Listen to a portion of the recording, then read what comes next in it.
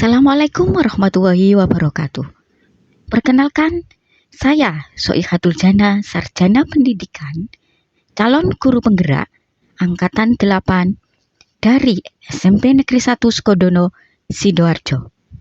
Berikut kegiatan aksi nyata saya pada modul 1.4, yakni diseminasi implementasi budaya positif melalui keyakinan kelas di sekolah di SMP Negeri 1 Sukodono, Sidoarjo.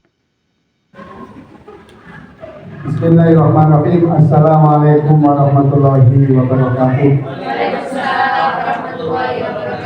Alhamdulillah wassalatu wassalamu ala Rasulillah. La haula wala quwata illa billahil aliyyil azim. Yang kami hormati Ibu Kepala SMP Negeri 1 Sukodono, yang kami hormati Ibu Pak Wakil Kepala SMP Negeri 1 Sukodono, beserta Bapak Ibu Guru, beserta kegiatan diseminasi implementasi budaya positif di sekolah melalui keyakinan kelas di SMP Negeri 1 Sukodono pada hari Senin tanggal 24 Juli tahun 2023. Alhamdulillah Bapak Ibu, patut kita ucapkan karena sampai detik ini kita Allah Subhanahu wa Ta'ala sehingga bisa mengikuti kegiatan ini dengan kondisi sehat walafiat. Allahumma sholli ala sayyidina Muhammad. Bapak Ibu, ini nanti kita akan mengikuti kegiatan ini dari awal hingga akhir. Diharapkan mengikuti dengan senang hati. Kalau sudah senang itu berarti kan semuanya pikirannya ke satu tujuan, bisa konsentrasi. Sehingga nanti apa yang akan disampaikan oleh Ibu Soihatul Jana bisa sampai ke kita. Paling tidak walaupun nggak 100% ya, 99,9% begitu. Itu harapannya. Oleh karena itu mohon diikuti dengan penuh semangat dan senang hati. Baik, sebelum kegiatan ini dimulai, mari kita buka dengan bacaan Al-Quran dengan harapan kegiatan ini berjalan lancar dan membawa kebaikan bagi kita semuanya, khususnya bagi SMP Negeri 1 Sukodono. Bismillahirrahmanirrahim. Fatihah.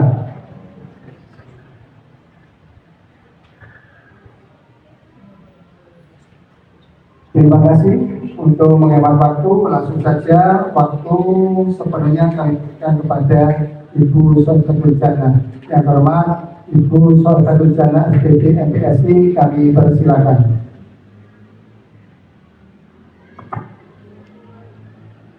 Terima kasih. Assalamualaikum warahmatullahi wabarakatuh. Waalaikumsalam warahmatullahi wabarakatuh. Bismillahirrahmanirrahim. Alhamdulillah wa syukurillah. La haula wa la quwata illa billah. Amma ba'du. Yang terhormat Ibu Kepala Sekolah SMP Negeri 1 Sukodono, yang saya hormati Bapak Ibu sekalian, kita bersama-sama sharing untuk kegiatan diseminasi implementasi budaya positif di sekolah melalui keyakinan kelas di SMP Negeri 1 Sukodono, Sidoarjo, yang mana ini nanti akan saya pandu karena kita sharing bersama apa yang sudah saya dapatkan dari kegiatan PPGB, program pendidikan guru penggerak. Ini saya tularkan ke panjenengan semua dengan harapan nanti akan membawa perubahan ke paradigma baru, khususnya aura-aura positif bagi peserta didik.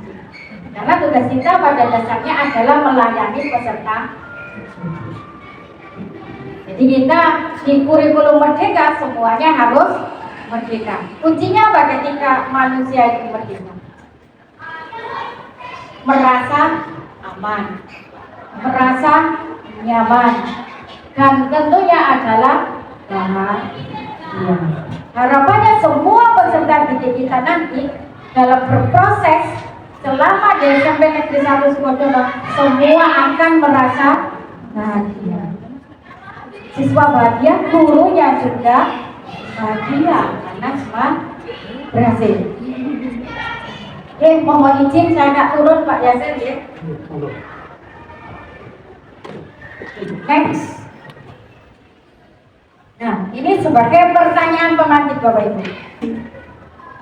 Untuk pertanyaan yang pertama, Bapak Ibu cukup menjawab setuju atau tidak setuju saja. Hukuman itu dapat mendisiplinkan anak. Tidak setuju atau tidak setuju? Setuju apa tidak setuju? Ada yang setuju, ada yang tidak setuju. Tidak ada salah benar Bapak Ibu. Nanti ketika ini selesai panjenengan kita akan sama-sama mendapatkan sesuatu yang baik. Pertanyaan yang kedua, pemberian hukuman dengan hal positif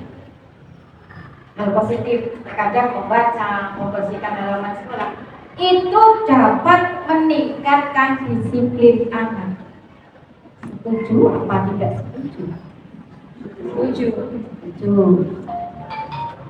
Untuk pertanyaan yang ketiga, memberi penghargaan dapat meningkatkan motivasi belajar anak. Setuju. Kalau boleh, mengapa yang nomor 3 setuju? Monggo berpendapat. Monggo. Bahwa memberi penghargaan dapat meningkatkan motivasi belajar anak. Monggo, tidak ada salah kan? Memberi penghargaan dapat meningkatkan motivasi belajar anak. Pada hakikatnya manusia itu kan suka dipuji. Manusia juga dipuji, hanya rasa inginnya atau rasa yang lebih itu akan meningkat. Jadinya kalau sudah dapat mengapresiasi anak, pasti anak itu semakin senang, semakin semangat dalam belajarnya. Yes. Terima kasih. Beri aplaus buat Bu Risa. Selamat semangat. Saya juga pertama dulu seperti itu. Secara naluri manusia itu senang dipuji, dan itu akan membangkitkan semangat. Nah, hasilnya nanti yang setuju tidak setuju. Setelah mengikuti ini semua, coba. Nah, untuk kegiatan kali ini yang pertama tentunya adalah disiplin positif dan nilai-nilai kebajikan universal. Kenapa kok universal? Karena kebajikan. Kalau kita bicara lokal, belum tentu lokal yang sini dianggap baik, lokal di sana. Katakan panggilan saja, di sini sampean di Sidoarjo sampean sudah baik. Tapi coba kalau kita ke Trenggalek ke Tulungagung, sampean itu belum baik. Yang baik adalah panjenengan.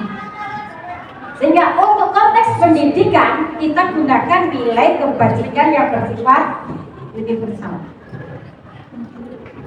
Materi yang kedua adalah teori motivasi, hukuman dan penghargaan, kemudian restitusi. Yang ketiga keyakinan kelas. Nah ini nanti, ini kita tekankan di sini kenapa? Bukan mengganti peraturan loh ini nanti ya. Ibarat minyak gas beralih ke LPG, berarti diapakan itu Bapak Ibu? Dikonversikan. Yang ketiga, kebutuhan dasar manusia dan dunia berkualitas. Berharap semua yang terjadi, semua yang anak didik kita itu memiliki dunia itu semua berkualitas. Bapak Ibu guru juga.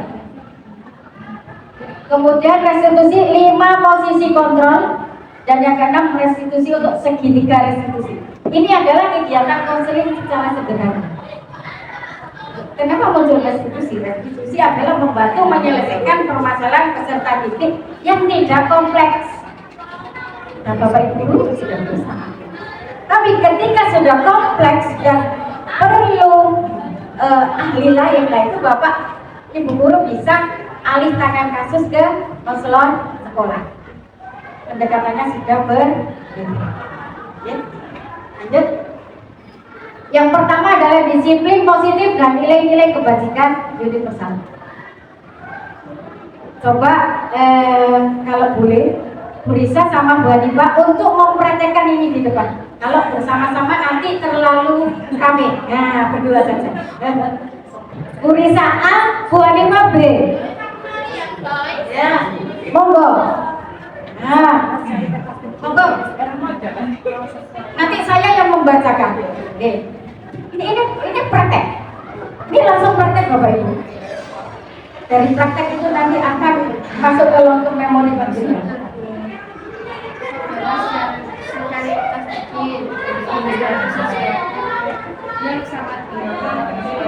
A dan B, Bu Risa dan Bu Hanifah, cobalah dicari kertas kecil yang sudah Bu Hanifah pegang tadi, diisi sesuatu yang sangat rahasia. Simpan genggam dengan segala daya jenengan.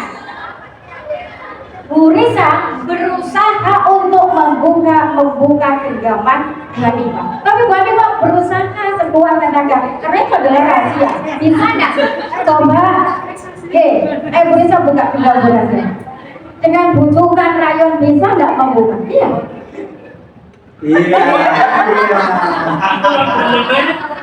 Ternyata masih tetap tergenggam.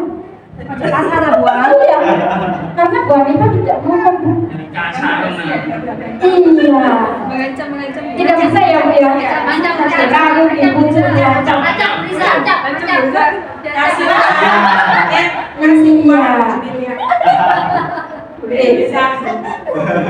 Bagaimana Bu Risa? Tetap tidak bisa. Matur nuwun, tetap tidak bisa. Terima kasih Bu partisipasinya.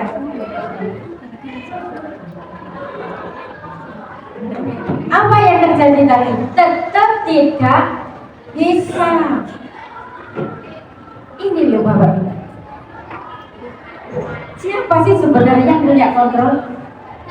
Yang punya kontrol adalah diri.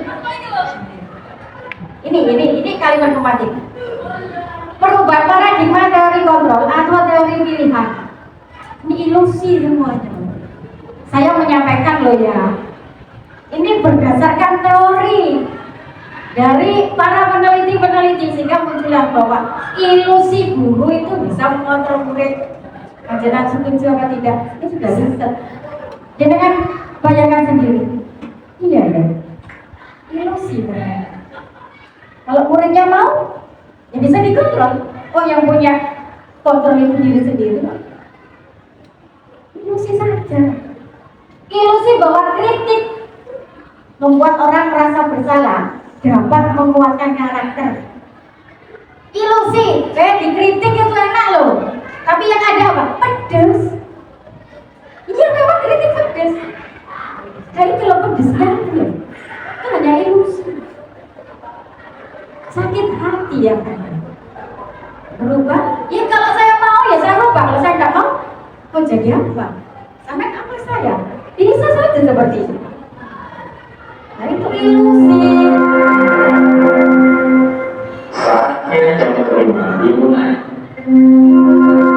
Selanjutnya, ilusi bahwa semua penguatan positif. Lagi bahwa ilusi bahwa semua penguatan positif itu efektif dan bermanfaat. Penguatan positif seperti apa? Wes, ya datang terlambat, ya nyapu, membersihkan lingkungan positif ya. Apakah selama ini sudah selesai dengan nyapu mereka sudah tidak telat? Ternyata belum efektif. Ayo ngaji bareng, sholat bareng. Sing telat-telat juga sampah lepon positif semua. Apakah ada efektif? Jangan anak-anak sendiri. Kok kurus sih?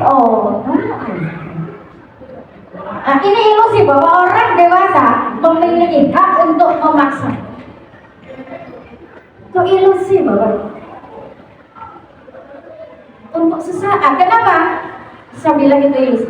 Sesaat ketika ada kita orang dewasa di belakang kita, apakah kita yakin anak kita sudah baik, sudah mampu? Nah ini mengapa para peneliti mengatakan ini semua itu ilusi. Jadi anak-anak, saya lanjutkan. Nah inilah perubahan paradigma, stimulus respon dan teori kontrol. Bapak Ibu bisa melihat di sini. Ketika kita ada stimulus respon, kita mencoba mengubah orang agar berpandangan sama dengan diri kita. Iya. Kalau teori kontrol kita nggak akan mampu. Karena apa? Orang manusia itu unik. Kamu, saya. Kamu nggak bisa seperti saya nggak bisa seperti kamu. Yang ada adalah kita berusaha memahami pandangan orang lain. Seperti itu, stimulus kontrol. Perilaku untuk stimulus respon yang kedua, perilaku buruk dilihat sebagai sebuah kesalahan. Nah, dari semua perilaku itu memiliki tujuan. Sudut pandang saja yang melihat. Oh itu tidak baik, oh itu baik. Karena masing-masing punya tujuan. Tujuannya apa? Kita gali dulu. Bukan assalamualaikum. Tuh, saya belum ditanya apa-apa kok sudah divonis salah. Apa yang muncul nanti Anda? Sakit hati lagi. Orang lain bisa mengontrol saya. Tidak bisa. Yang ada adalah Anda tidak bisa. Iya benar. Hanya Anda yang bisa mengontrol diri. Mau berbuat baik, ada dikontrol diri. Saya mau berbagi, ada dikontrol diri sendiri. Selanjutnya, lain. Saya bisa mengontrol orang lain. Anda nggak bisa mengontrol orang, termasuk murid kita itu kan orang lain dari diri kita. Pemaksaan ada padahal tujuan yang gagal. Dipaksa pemenang. Nah, teori kontrol, kolaborasi dan konsensus menciptakan pilihan-pilihan. Kita kolaborasi dengan peserta didik. Nggak boleh. Kenapa nak? Kamu kok seperti ini? Ini namanya konsensus. Terus langsung, kamu salah nih, jembrang. Aduh, tidak yumani sama sekali. Model berpikir menang dan kalah. Kalau untuk stimulus respon itu kita menang, dia kalah. Tapi kalau sudah teori kontrol, model berpikirnya kita sama-sama menang. Seperti itu harapannya untuk kurikulum merdeka. Filosofi pendidikan mengajar Dewan lebih memerdekakan peserta. Nah ini Bapak Ibu, disiplin positif, teori kontrol. Nah, menurut siapa? Bukan kata saya loh. Ini sanadnya jelas. Sanadnya Dr. William Glasser. Dia meneliti untuk disiplin positif. Saya menyampaikan. Ini nanti akan saya bagikan ke Bapak Ibu karena terlalu kecil. Saya lanjut saja. Nah, sekarang coba menurut Bapak Ibu, disiplin itu apa? Monggo berpendapat. Apakah itu disiplin? Iya, mentaati peraturan. Ada lagi? Satu ya. Terus pokoknya yang serba taat, serba patuh, itu disiplin. Serba tempat, itu disiplin. Bapak yang di belakang disiplin freeport. Tidak seperti itu ya Pak? Pak Ador, beliau ada senyum, beliau sudah sakti. Oh Pak Saifuddin, yang di belakang sana tersenyum.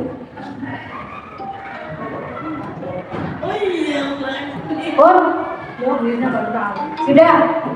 Apakah makna disiplin itu? Atau mungkin yang saya juga salah ya selama ini. Begitu saya tahu. Ini Socrates. Nah, kalau kita baca sama Plato, ini hidupnya kan lahirnya sebelum Masehi. Filosof dunia mengatakan bahwa disiplin adalah belajar. Itu loh Bapak.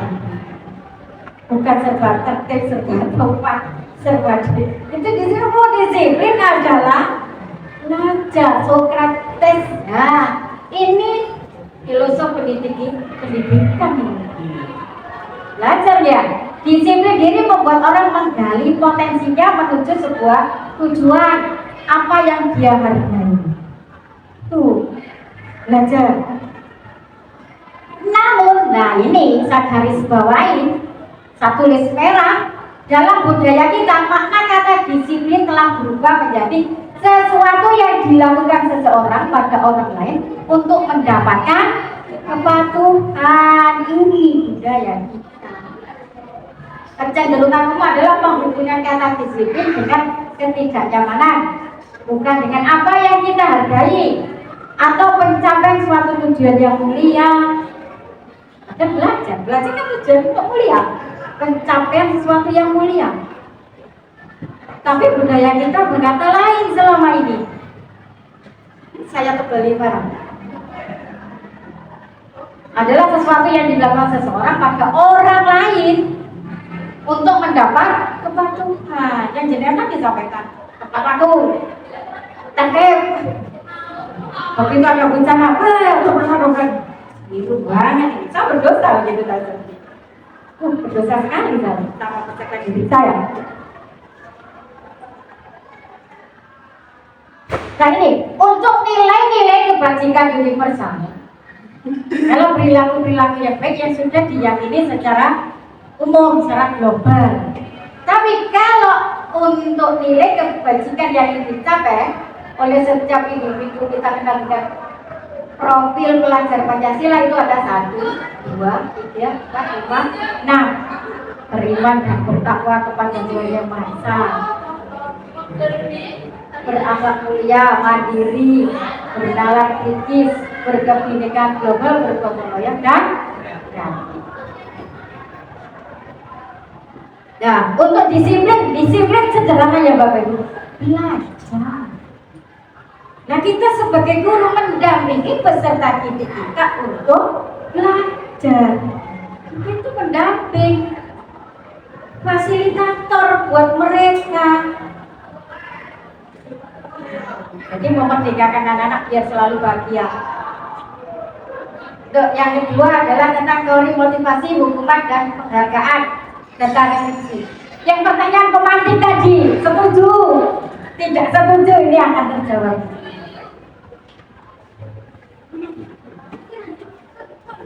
Bahwa teori motivasi perilaku manusia untuk menghindari ketidaknyamanan atau hukuman. Apa yang akan terjadi apabila saya tidak melakukannya? Nah ini apa yang muncul dari diri anak? Karena eksternal, bukan dari dalam diri anak kita. Untuk mendapatkan imbalan dari orang lain, ya kan? Ini juga eksternal. Padahal yang kita harapkan anak kita bisa belajar itu muncul dari diri sendiri. Kita dampingi untuk menghargai diri sendiri. Nah, saya akan menjadi orang yang seperti apa bila saya melakukannya, melakukan belajar, melakukan penelitian, melakukan kebugaran olahraga. Nah ini anak kita akan menjadi motivasi internal, tujuan dari disiplin positif. Ini yang kita bangun nanti bersama-sama.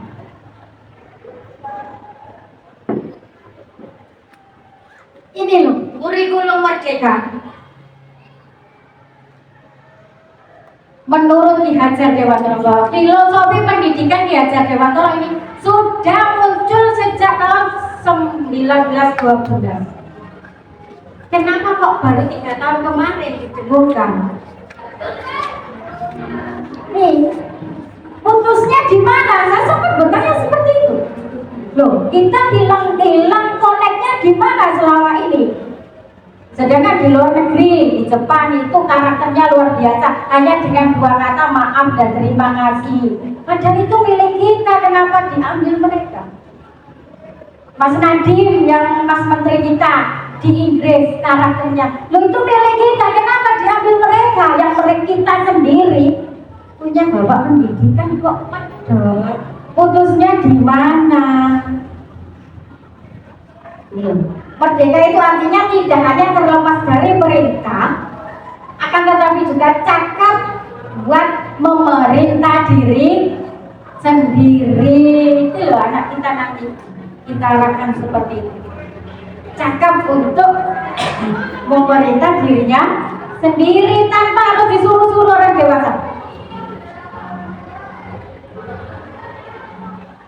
Ini tadi dihukum oleh penghargaan. Penghargaan ternyata penghargaan menurunkan kualitas yang diberi penghargaan Pak Mohan. Yang ke-30 siswa lapor gak dihargai Pak Mohan. Bisa saja kan terjadi seperti itu. Yang kedua, penghargaan mematikan kreativitas. Bukan saya nggak dapat penghargaan, matilah kreativitas yang lain. Satu dapat 36 mati. Penghargaan mengurangi motivasi intrinsik. Setuju membuatkan?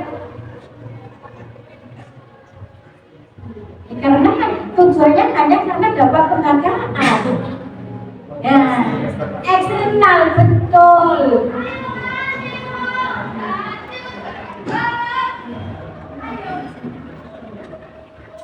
Selanjutnya, nah inilah tugas kita mendampingi. Bentuk program kebajikan namanya Bapak Ibu, kita ganti, kita konversikan penghargaan menjadi sebuah bentuk program kebajikan. Kebajikan yang seperti apa? Penghargaan kan pada dasarnya memberikan apresiasi, memberikan reward. Tapi ternyata efeknya yang sudah diteliti seperti ini, kita konversikan menjadi bentuk program kebajikan. Beri pengakuan secara khusus, beri pengakuan secara pribadi kalau memang itu sifatnya pribadi yang tidak membunuh peserta didik yang lain. Beri pengakuan kepada semua murid secara bergantian dengan macam-macam kategori. Apa semua harus pointer? Mereka punya kelebihan masing-masing. Beri penghargaan di situ. Ini sebuah contoh. Anak saya yang nomor 4 TK itu 3 tahun. Anak belum bisa baca. Sehingga penghargaan yang dia dapat ketika lulus adalah siswa tersabar. Kenapa? Di TK saja 3 tahun. Bayangkan betapa senangnya anak saya. Pulang, "Ma, saya dapat piala, saya dapat trofi ya Kak. Siswa tersabar." Semangat. Dan semua dapat bukan 16 peserta didik. Semua dapat trofi masing-masing dengan kategori penghargaan masing-masing. Nah, kita beri pengakuan itu secara konsisten ya. Kemudian fokus pada proses. Selanjutnya, nah ini contoh pengakuan. Kemarin saya perhatikan kamu bla bla bla bla. Nilai kebajikan ada yang muncul adalah empati, Bapak-Ibu. Situasi pada saat menolong murid baru di kelas kita atau empati lah yang kita muncul. Saya menghargai kamu, saya menghargai kerja keras kamu. Nilai kebajikan apa coba? Kepedulian kita. Terima kasih ya. Terima kasih untuk apa? Nah, nilai kebajikan apa? Rasa tanggung jawab. Selanjutnya, ini ada pertanyaan moga dijawab. Mencatat 100 kali di dalam buku kalimat saya tidak akan terlambat lagi karena terlambat ke sekolah. Ini masuk hukuman atau konsekuensi? Hukuman. Bu Risa bisa ditulis nomor 1 hukuman. Nanti kita koreksi sama-sama. Lari mengelilingi lapangan basket 2 kali karena terlambat hadir di sekolah. Hukuman. Murid diminta untuk push up 15 kali karena tidak menggunakan masker. Hukuman atau konsekuensi? Menggantikan kertas tugas teman yang telah dicoret-coret. Konsekuensi. Membersihkan tumpahan air di meja tulis karena tersenggol pada saat belajar. Konsekuensi.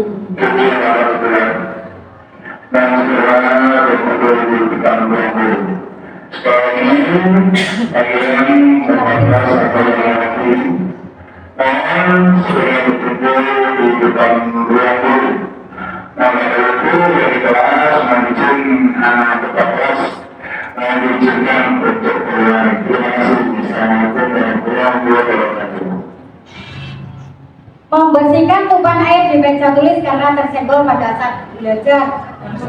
Konsekuensi. Murid disuruh untuk mengenakan sepatu seharian di sekolah karena tidak mengenakan sepatu hitam. Hukuman. Lari mengelilingi lapangan basket 2 kali karena terlambat 10 menit untuk pelajaran fisika. Hukuman. Konsekuensi. Kita cek. Nomor 1 hukuman. Nomor 2 juga hukuman. Nomor 3 konsekuensi.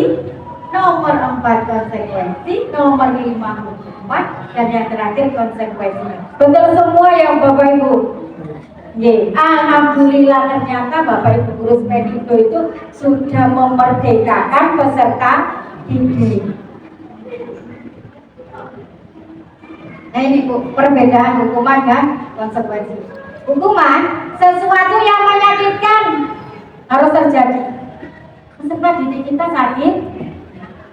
Tapi kalau konsekuensi membuat anak merasa tidak nyaman, tapi dalam jangka waktu pendek, besok sudah belajar untuk lebih baik.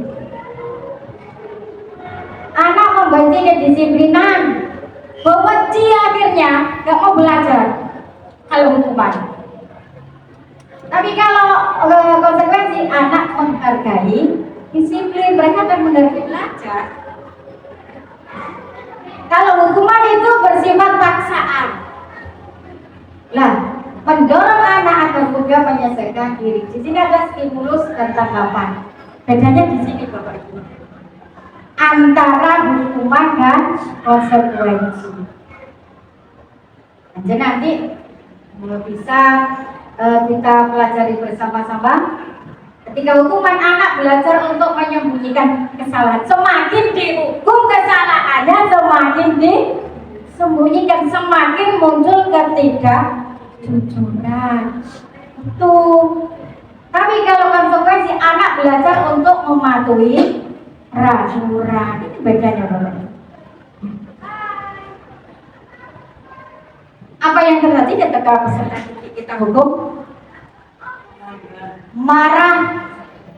Terkadang itu anak akan merasa bersalah, terkadang dipermalukan, terkadang merasa tidak dihargai. Ini loh Bapak Ibu, ketika kita memberi hukuman dampaknya seperti ini. Tapi kalau konsekuensi ini hanya sifatnya sementara. Tapi kalau hukuman, rasa ini akan selamanya terngiang-ngiang. Nah, masa kita jadi guru mau diterngiang-ngiang di pikiran anak didik kita itu sesuatu yang seperti ini kan juga tidak mengenakkan. Next. Nah, selanjutnya restitusi. Nah, jenengan semua bisa melaksanakan ini. Restitusi adalah proses menciptakan kondisi bagi murid untuk memperbaiki kesalahan mereka. Siapa yang kita sebagai fasilitator, Bapak? sini. Ini namanya restitusi. Ini menurut siapa? Dosen. Restitusi merupakan proses kolaborasi yang pertama tadi saya sampaikan. Kolaborasi bersama-sama untuk memecahkan sebuah masalah.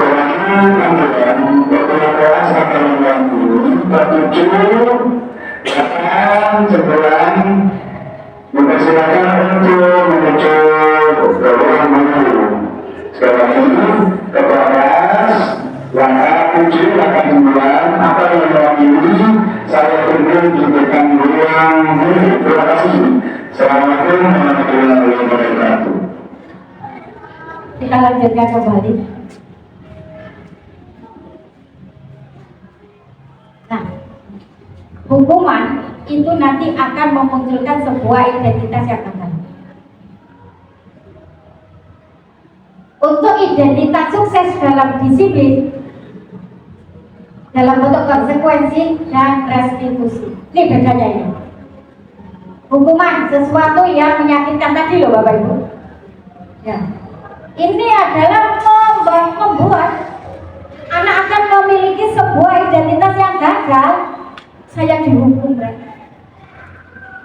dari itu saja sudah jelas anak kita akan merasa gagal juga.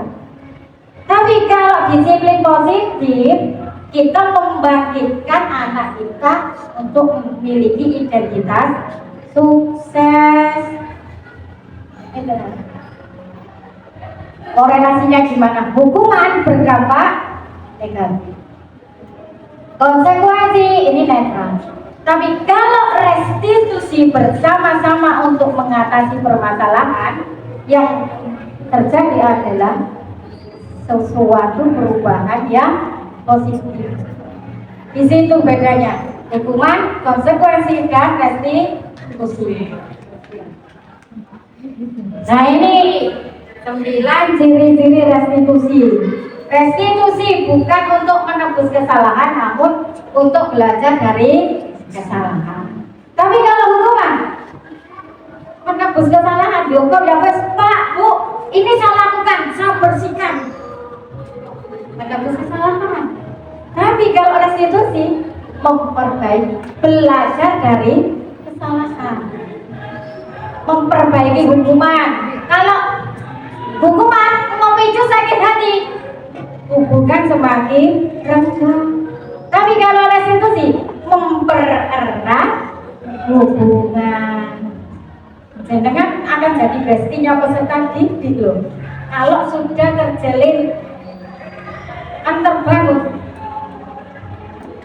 tawaran bukan paksaan. Restitusi menuntun untuk melihat ke dalam diri. Kita nuntun. Wajar toh peserta didik kita kan masih anak-anak. Kita orang dewasa. Makanya kita menuntun mereka untuk lepas dari permasalahan. Bukan ketika peserta didik kita salah, kita hukum. Nanti membunuh mereka. Selanjutnya, restitusi mencari kebutuhan dasar yang mendasari tindakan lain. Itu tadi yang di awal. Ketika melakukan sebuah itu, pasti ada tujuannya. Restitusi diri cara yang paling baik. Restitusi fokus pada karakter, bukan tindakan. Berarti ada perubahan perilaku. Restitusi fokus pada solusi. Restitusi mengembalikan murid yang berbuat salah pada kelompoknya, kelompok peserta didik yang positif. Bukan karena hukuman kita, tapi kita lah membantu mereka untuk kembali ke jalan yang benar. Yang ketiga adalah keyakinan. Nah ini ketika saya keliling di kelas-kelas, itu ada yang sudah terpampang keyakinan kelas, ada yang terpampang kesepakatan kelas. Dari mana ini sampai bisa muncul? Bahkan ada satu kelas, sudah ada keyakinan kelas ya, sudah ada kesepakatan kelas. Oh sudah bisa menyusun bersama wali kelasnya. Iya Bu, sudah sepakat, alhamdulillah. Tapi tidak semua kelas. Jadi penyebarannya, diseminasinya, nularnya belum ke semua kelas. Hanya sebagian kelas. Jadi inilah nanti kita bersama-sama belajar bagaimana memfasilitasi peserta didik untuk membuat keyakinan kelas. Mengapa tidak peraturan saja? Mengapa harus keyakinan kelas? Bedanya apa Bapak Ibu? Peraturan menurut peraturan monggo. Kalau peraturan nanti kalau pelanggaran itu larinya ke hukuman. Tapi kalau kesepakatan keyakinan nanti adalah konsekuensi. Oke, sepakat Bapak Ibu. Kalau sampaikan bahwa peraturan itu larinya nanti pada hukuman, tapi kalau keyakinan kelas larinya pada konsekuensi untuk penyelesaian masalah. Luar biasa memang Bapak Ibu guru sekalian itu. Ya, saya lanjutkan. Karena apa? Ketika sudah bicara keyakinan kelas, ini untuk mendukung motivasi intrinsik. Kembali ke nilai-nilai atau keyakinan-keyakinan lebih menggerakkan seseorang dibandingkan mengikuti serangkaian peraturan. Karena keyakinan sudah disepakati bersama, itu muncul dari dalam diri sendiri peserta didik. Konsekuensinya apa? Tapi kalau peraturan, hukuman yang pasti. Anda tidak memakai helm, tilang sudah. Anda tidak menggunakan sabuk pengaman, tilang sudah. Itu peraturan, sifatnya sepihak. Tapi kalau keyakinan kelas adalah kolaborasi. Ketika sudah peraturan kelas dikonversikan menjadi keyakinan kelas, akan muncul lingkungan yang positif.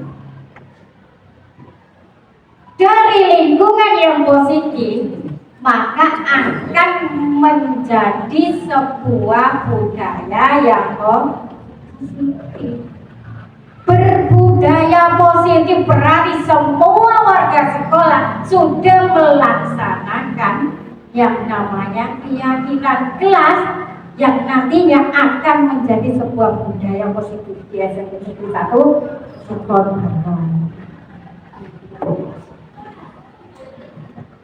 Coba kita bersama-sama kita lihat mana yang merupakan keyakinan kelas. Datang tempat waktu mengucapkan salam. Mana yang merupakan keyakinan kelas? Yang kiri atau yang kanan? Kami guru dan murid yang saling menyayangi. Yang kanan. Kemudian kami murid yang semangat belajar. Apa ini bisa dikatakan keyakinan kelas? Iya, masuk. Menjaga kebersihan sekolah, apakah ini keyakinan kelas? Siapa ya yang menjaga? Bahasanya begini.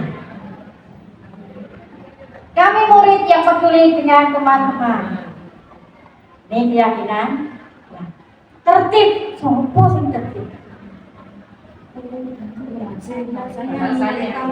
Iya. Afirmasi positif. Afirmasi positif. Jadi keyakinan kelas. Jadi peserta didik panjenengan, peserta didik Bapak Ibu, dengan fasilitasi mereka untuk memunculkan sebuah keyakinan kelas. Jangan kopi paste, kopi keyakinan kelas kok wapi yo. Tak kopi, tak cetak, tak kayak mau jeleng. Ya, cari murid. Begitu murid saya tanya, kamu nyusunnya gimana lah ini?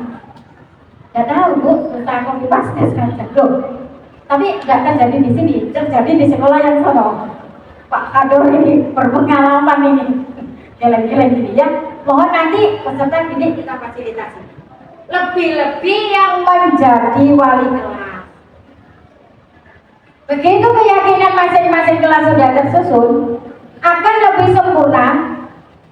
Jenengan beri keyakinan kelas 7A sampai pada keyakinan kelas 9K. Itu diberikan kepada tim BK.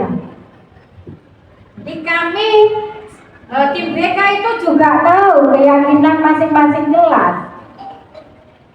Ketika di situ ada siswa bermasalah, jadi kita tahu bagaimana membantu mereka untuk mengatasi masalah tersebut. Seperti itu, guys. Monggo nanti keyakinan kelas sudah disusun, diberikan juga kepada pimpinan. Peraturan sudah dicatat ya Pak, Bu. Kita konversikan menjadi keyakinan kelas. Terima kasih. Kalau untuk mendalami keyakinan kelas, ini keyakinan kelas itu saja dia apa tuh misalnya? Kita kok konversi peraturan ke keyakinan kelas, pakai tabel T dan tabel Y. Ono kena tabel T dan tabel Y. Adalah ya apa sih ini maksudnya? Ini loh Bapak Ibu.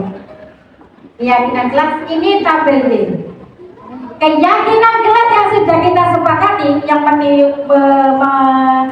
mengandung nilai-nilai kebajikan universal itu yang terdengar ketika hormat saja itu berapa peraturan ya? Kata hormat itu sudah berapa peraturan yang bisa dikonversikan?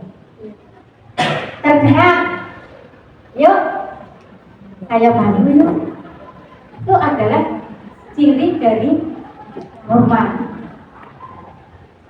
Ini terdengar ya Bapak Ibu? Terdengar saja bahwa anak kita sudah bisa hormat. Nah, terima, tolong ya. Ini terdengar kata hormat saja. Nah, berkata-kata sopan itu terdengar. Yang terlihat seperti ini. Anak kita berempati terhadap perasaan orang lain. Itu terlihat, kita bisa melihat mereka secara langsung ya. Simpati kamu luar biasa ya dengan teman-teman. Dengan kata hormat saja itu berapa peraturan yang memaksa yang sepihak bisa kita konversikan. Perilaku yang nampak. Tersenyum ramah. Nah, kata hormat ketika Bapak Ibu lewat tersenyum ramah, kalau di sekolah efektif membukukan badan Bu, hormat itu perilaku. Berapa peraturan yang sudah kita konversikan dengan sesuatu budaya positif melalui keyakinan kelas. Nah, hormat, kata hormat ini dengan tabel T Bapak Ibu tampak seperti apa sih murid kita kalau sudah hormat? Datang tepat waktu, ini contoh. Kemudian sering hadir terlambat. Ini anak kita yang tidak nampak loh. Ini yang tidak nampak. Sudah pasti terjadi, tidak bisa kita pungkiri. Ada lagi, berperilaku sopan terhadap bapak ibu guru. Ini yang nampak. Yang tidak nampak apa? Ada kita. Terkadang menggunjing ya istilahnya, rasa-rasa menggunjing gurunya, memparodikan gurunya. Nah, menghibah. Terima kasih Bu Risa, guru baru yang kekinian. Hibah, gurunya juga hibah. Gosip. Nah kan kita nggak nyaman juga kalau diskusi seperti ini. Sehingga diusahakan dengan keyakinan kelas. Anak kita bisa sepakat melakukannya karena berisi nilai-nilai kebajikan. Tetapi apakah tidak mungkin ini terjadi? Tidak tampak seperti itu. Jadi yang undercover apakah itu tidak akan terjadi? Ya tetap saja terjadi. Ada siswa kita yang bersalah, ada siswa kita yang bermasalah. Pun namanya peserta didik atau siswa itu dalam tahap proses belajar. Kalau kesalahan adalah sebuah kewajaran. Tapi kalau kesalahan itu langsung kita hukum, yang nampak adalah sakit hati, bukan menang dan menang lagi, kalah menang jatuhnya. Kalau kita sebagai guru itu adalah fasilitator, maka sebaik-baik mungkin memfasilitasi peserta didik untuk belajar. Seperti itu. Tapi bagi mereka yang bersalah, apa langsung kita hukum? Kita bantu dengan mengentaskan permasalahannya, atau paling tidak konseling sederhana. Bapak Ibu guru bisa lakukan.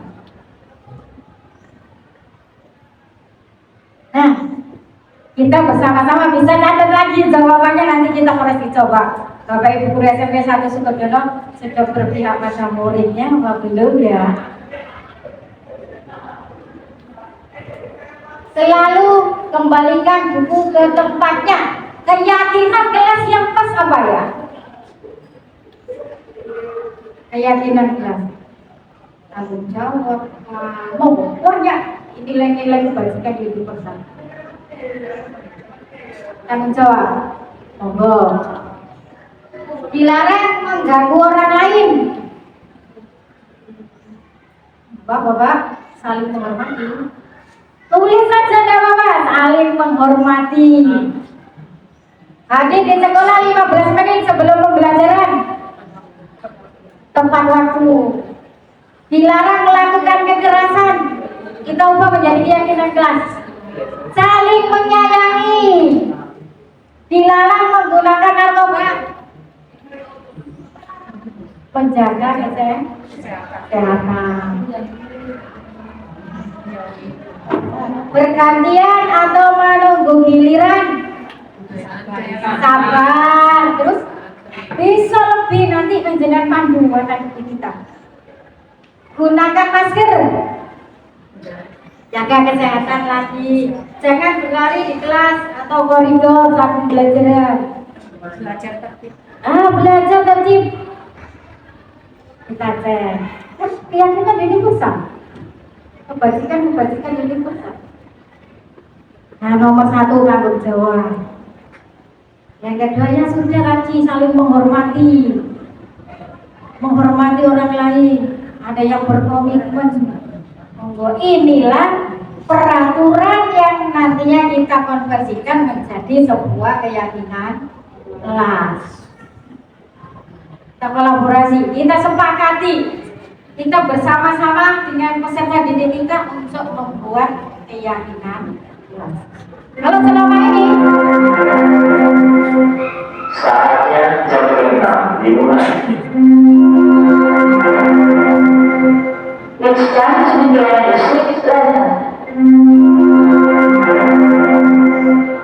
kalau selama ini peraturan yang sepihak kita dari pihak Bapak Ibu guru yang membuat sebuah peraturan. Tapi kalau sudah keyakinan kelas, kita bersama-sama membuat, menyusun. Kenapa sih kok anak kita itu ada yang baik, ada yang kurang baik, terkadang itu bersalah, terkadang memiliki masalah. Ini loh pada dasarnya kebutuhan dasar manusia yang menciptakan semua. 5 Bapak Ibu, kebutuhan dasar manusia. Bertahan hidup yang pertama, kemudian penguasaan, kebebasan, kesenangan, kasih sayang, dan rasa diterima. Ada kalanya peserta didik kita itu kurang kasih sayang, sehingga bikin masalah. Ada kalanya ingin diakui, bikin sebuah perilaku yang rada-rada menyimpang. Ada kalanya peserta didik kita itu kebutuhan dasar manusia, ada ingin bebas, sosokan. Itu kebutuhan dasar manusia yang tidak bisa kita pungkiri. Selanjutnya 5 posisi kontrol kita. Nah ini kita ini sudah bicara Bapak Ibu guru. posisi kontrol saya selama ini ada di mana ya? Kalau ada siswa bermasalah, apa saya sebagai penghukum atau saya sebagai pembantu menyelesaikan masalah itu? Kita spill. Nah, ya Bu Risa. Kalau istilah sekarang, kalau makanan di unboxing, kita spill bersama-sama. Itu ya di sini ya. Nah, posisi kita selama ini ada di mana ya? Harapannya setelah kita sharing bersama di sini, kita tahu. Ketika kita tahu posisi kita, loh ternyata jauh dari harapan filosofi pendidikan diajar teman-teman. Segera bertobat dong. Saya juga sering tahu seperti itu sampai di rumah sekolah lagi. Terlalu kecil. Ketika posisi kontrol kita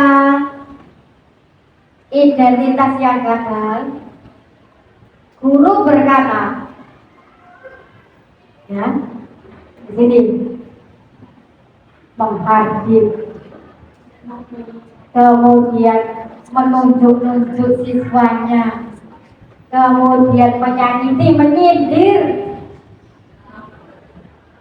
Itu Bapak Ibu guru itu posisinya sebagai penghukum. Jadi ketika posisi di sini bertobatlah.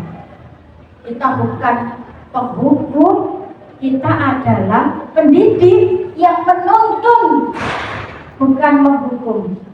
Yang menuntun, bukan menuntut. Nah, ketika Bapak Ibu guru berceramah dan mengatakan seharusnya kalian itu ya, Bapak atau Ibu kecewa banget dengan kalian. Sudah, ini kita posisi membuat rasa bersalah. Kasihan anak kita. Dengan kalimat, jadi kalau mau mengeluarkan kalimat itu kita berpikir 1000 kali, berkali-kali, walaupun itu anak didik, karena mereka juga manusia yang punya hati, bukan anak kecil. Mereka sudah, anak kita sudah bernalar kritisnya luar biasa. Ketika guru membuatkan alasan-alasan untuk muridnya, sudahlah Nas, jangan haduh, nanti saya ditegur loh kepala sekolah. Bantu Ibu ya. Nah, kita memposisikan diri kita sebagai teman. Apakah ini baik? Baik, tapi belum maksimal. Tapi ketika Bapak berkata sebagai pemantau, kan ada loh yang bilang seperti ini. Poinmu kemarin sudah 90, sekarang bertambah lagi 10 lagi. Poinmu berapa sih? 100 Bu, tambah lagi 50. Kamu lah sudah pindah dari sini. Nah, itu kita memposisikan sebagai pemantau. Nah, bertobatlah. Yang paling sempurna adalah ketika memposisikan diri kita sebagai seorang manajer. Kita adalah pemimpin pembelajaran. Itu mulut kita ini sangat ditiru, ditiru juga. Kan kita guru, kita pendidik. Jadi posisi yang manajer paling luar biasa. Ketika peserta didik kita mulai ada masalah dan melakukan sebuah kesalahan, mengajukan pertanyaan, kenapa nak kok begitu? Mesti mereka akan muncul alasan. Kalau alasan anak kita itu semua yang kelihatan kita orang dewasa, bagi mereka itu masalah loh. Kita hargai, kita bantu menyelesaikan masalahnya. Itu posisi kita sebagai manajer. Ini luar biasa. Harapannya seperti ini kurikulum merdeka. Jadi pemimpin pembelajaran. Bahkan sempat saya sampaikan, yang keluar dari mulut saya itu ya nak ya, anggap ini mulutnya Bu Guru ini ekor ya, ekornya ayam, bukan ekor. Kalau endang itu anus. Kalau kamu menganggap yang keluar dari mulut saya itu ada kalanya jadi telur. Jadi ada kalanya jadi yang keluar dari anusnya ayam, telur dan itu yang saya ketika mau berkata-kata saya pikir berulang. Jangan sampai yang keluar dari mulut kita itu yang nomor 2. Ya, gampang. Jadi ingat-ingat, iyo cari bujaga. Yang keluar dari mulut kita diusahakan telur. Nah, 2 itu saja sudah maknanya luar biasa. Bapak Ibu kalau sebagai penghukum biasanya muncul kalimat begini. Kalau kamu tidak melakukannya, awas ya. Ini posisi kita adalah penghukum. Menang coba dari mana? Nah, besok jangan ulangi lagi. Kalau lagi seperti itu. Kalau kita membuat rasa bersalah, biasanya seperti apa?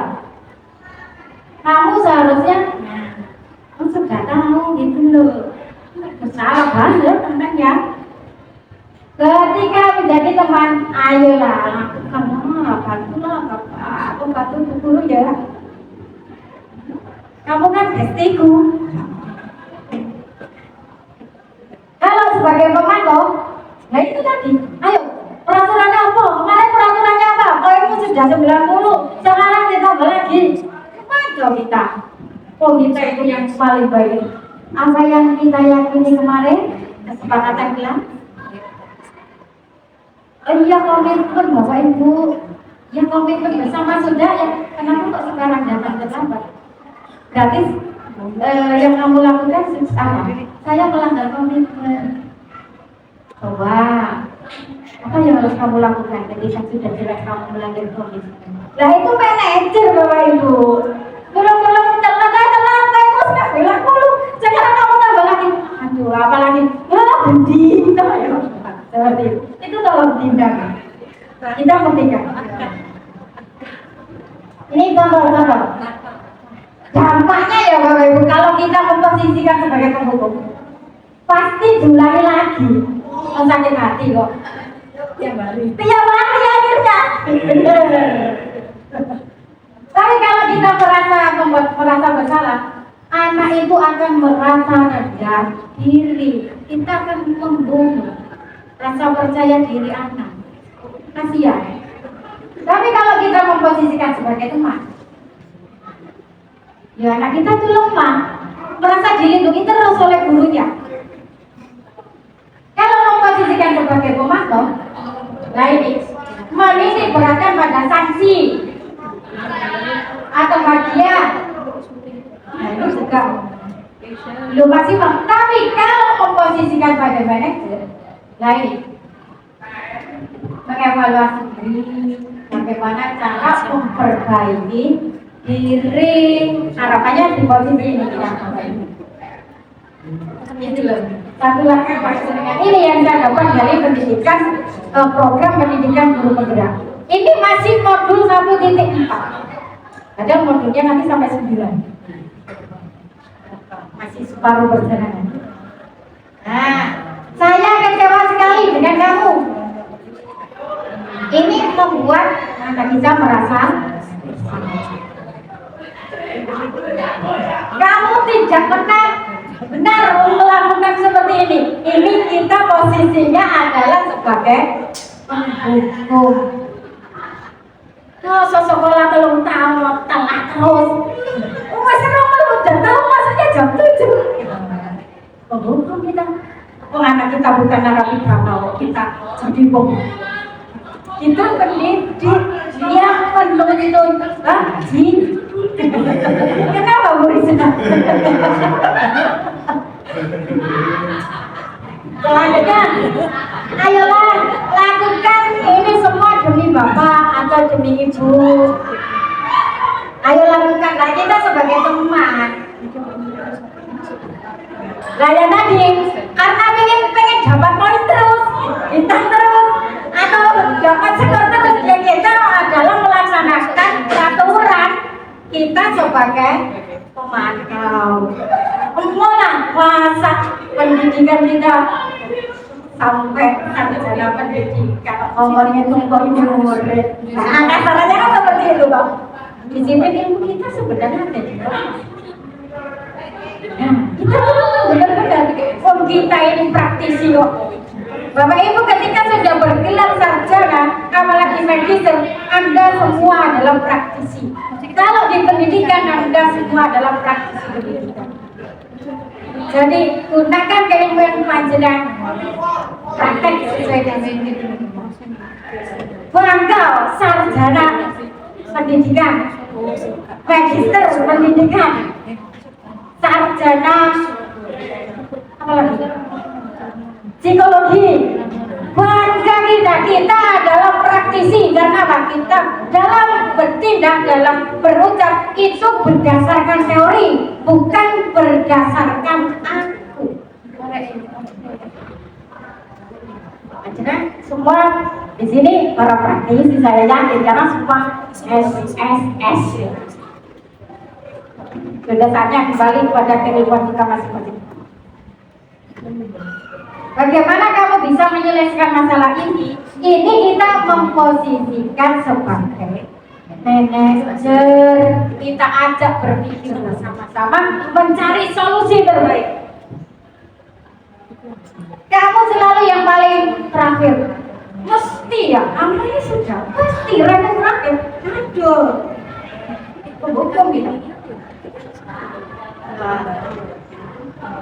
Yang terakhir, yang keenam, ini tadi Bapak Ibu, ketika siswa kita bermasalah, perilaku yang nampak kan harapannya semua baik. Tapi kan kita tidak pungkiri ada siswa kita yang bermasalah, ada siswa kita yang salah. Bagaimana menyikapi itu semua? Biar kita jadi bisa sebagai seorang manajer yang baik. Ini kita berbicara segitiga restitusi. Itu adalah kegiatan konseling sederhana. Kalimat-kalimat yang dimunculkan itu sederhana. Yang pertama, menstabilkan identitas. Sudah tahu anak kita salah. Anak yang salah kan gugup biasanya. Kita stabilkan dulu. Stabilkan identitas. Dengan cara apa? Nah, manusia wajar melakukan kesalahan. Kamu bukan satu-satunya yang pernah melakukan ini. Ibu juga pernah. Dulu waktu kita kecil, hanya saja terkadang ketika kita dewasa lupa dengan masa lalu.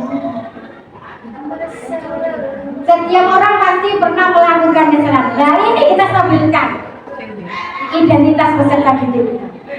Yang kedua, validasi kebutuhan. Kamu tentu punya alasan untuk melakukan itu. Tanyakan seperti ini.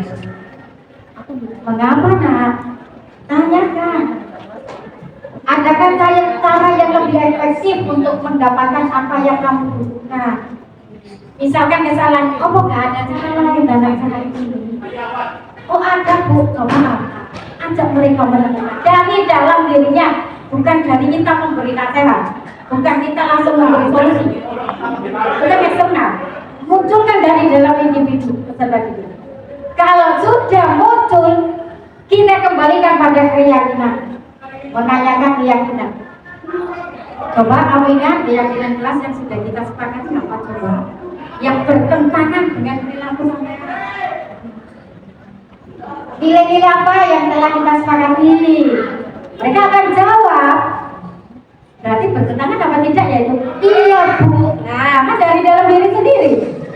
Jangan langsung kamu itu lupa keyakinan kamu melanggar keyakinan kelas ini ya. Aduh, kita menghukum. Kamu ingin menjadi orang yang seperti apa ini? Hanya segitiga pertanyaan ini sudah membangun benar-benar membangun peserta didik. Jadi siswa kita akan belajar bagaimana berbudaya positif. Sederhana kan Bapak Ibu? Kita kembali ke jalan yang lurus, bahwa kita adalah praktisi pendidikan yang mana akan mencetak generasi bangsa yang lebih baik dengan menuntun mereka, bukan menuntut mereka untuk menyelesaikan kurikulum. Itu fokus kita ketika kita berbicara merdeka belajar. Sesuai kodrat anak, bahwa anak kita itu tidak ada satupun yang sama. Terus kita samakan adalah sesuatu yang kekeliruan yang luar biasa. Makanya bersama-sama kita bertobat kembali ke jalan yang lurus. Nah ini kalimat-kalimat untuk menstabilkan identitas itu ada di sini. Berbuat salah itu hal yang manusiawi. Tidak ada manusia yang sempurna. Misalkan saya dulu juga pernah terlambat kok. Jangan langsung dulu, kita cari mengapa dia terlambat. Pasti ada penyebab. Gak ada satu siswa pun ingin terlambat. Apalagi begitu tahu terlambat balik kucing pulang, gak masuk. Kenapa? Ini sebuah pertanyaan buat saya. Tiba-tiba ini takut dengan saya kan? Itu saya merefleksi diri loh kalau gitu. Gak enak lah jika aku. Dan memang saya mau mati apa di sini. Nah, di situ ini kita terkadang saya juga refleksi diri. Ada apa dengan peserta gitu? Tapi alhamdulillah selama ini nggak ada yang takut dengan saya. Saya nggak menakutkan. Kalau yang pestian banyak, salah. Memang kita membangun sebuah persahabatan itu akan lebih baik daripada kita membangun atau menyakiti peserta didik kita dengan perkataan kita tadi. Mending kata-kata saya ini muncul dan ceplok sebagai telur daripada kata-kata saya ini ceplok sebagai telur. Itu kan itu saja dua yang selalu saya jaga. Ini pesan dari Ustadz saya. Kita pasti bisa menyelesaikan permasalahan ini.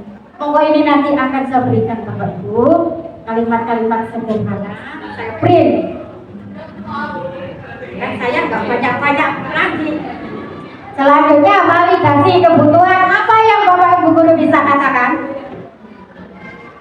Kamu bisa saja melakukan hal yang lebih buruk, tapi kamu tidak melakukannya kan? Berarti kan murid.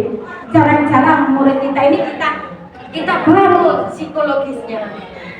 Membangun sebuah psikologis itu akan berdampak luar biasa.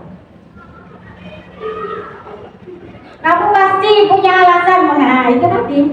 Pasti punya alasan. Nah untuk yang menanyakan keyakinan, kan diawali sudah ada yang namanya keyakinan kelas.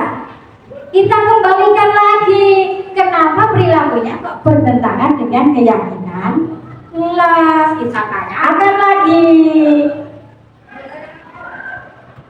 apa nilai yang kita percaya di kelas atau di sekolah kita?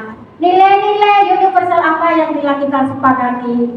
Kita kembalikan. Ini namanya segitiga restitusi. Nah, nanti panjenengan sabari. Loh, Bu, apakah setiap ada permasalahan penyelesaiannya harus dengan segitiga restitusi? Belum, kan? Hanya restitusi saja cukup. Namanya intervensi 30 detik. Dia bertanya, apakah kamu ingin berbuat lebih baik? Udah. Apakah saat ini kamu sedang menjadi orang yang kamu inginkan? Tidak harus segitiga restitusi, tetapi intervensi 30 detik. Belajar dari psikologi ya Bapak Ibu. Belajar dari konselor. Semakin budaya positif itu berhasil kita lakukan bersama-sama. Konselor sekolah gak mampu, gak mampu nanti. Kita refleksi untuk hari ini. Selesai. Hal baru apa yang mengubah paradigma saya? Yang saya dapatkan bahwa ternyata hukuman tidak bisa mendisiplinkan peserta didik. Hadiah juga tidak bisa. Nanti yang pertama, iya betul. Semua ilusi yang pertama di awal tadi itu betul. Jadi marilah kita bersama-sama untuk bisa menjadi seorang guru yang menjadi panutan, bagaimana menjadi seorang pendidik yang menuntun, yang memerdekakan peserta didik berdasarkan filosofi dari diajar Kelatoro yang terkenal dengan dasarnya bahwa ing ngarsa sumtulojo ing madya manungsa tumuri kandhang. Itu selalu bisa kita aplikasikan di setiap kegiatan pembelajaran kita. Terima kasih. Mungkin itu yang bisa saya sampaikan. Kurang lebihnya saya mohon maaf. Saya akhiri. Wassalamualaikum warahmatullahi wabarakatuh. Oke, mungkin ada pertanyaan? Monggo.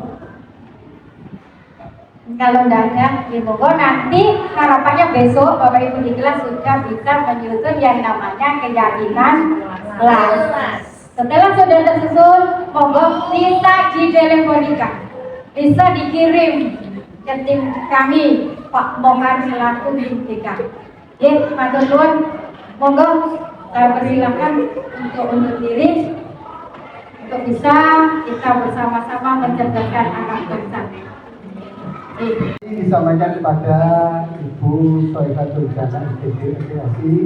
Mudah-mudahan apa yang disampaikan bisa kita terima dengan penuh semangat, dengan senang hati, dan semoga bermanfaat bagi kita semuanya, khususnya untuk anak didik kita di SMP Negeri 1 Kodono Sidoarjo. Akhirnya kegiatan ini bisa dikatakan selesai. Oleh karena itu, saya selaku pengantar kegiatan ini mohon maaf apabila ada kekurangannya.